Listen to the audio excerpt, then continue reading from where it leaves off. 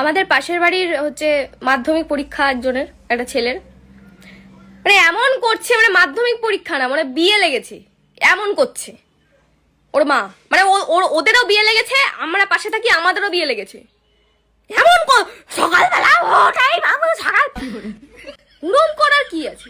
মানে আমি তাও শুনেছিলাম যে গান ফান বাজায় না মাধ্যমিক পরীক্ষাতে, এর আবার ঠাকুরের গান বাজাচ্ছে। মানে মানে কি হচ্ছে আমি বুঝতে পারছি না। নিরামিষ রান্না করছে ভাই, মানে দেখছি শাক সবজি এনে আলাদা করে সব ধোঁয়া মোছা করে রান্না করছে, কি মানে কি করেছে এবার বুঝতে পারছি না। ঠাকুরের গান চালানো অব্দি ঠিক আছে, কিন্তু নিরামিষ রান্না কে করে ভাই?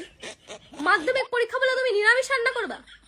আবার সব একদম বিছানা চাদর ফাদর বার করে কাস্তা দিচ্ছে, মানে পুজো দেবে বাড়িতে, কোনো পুজো লেগেছে, এরকম করার কি আছে?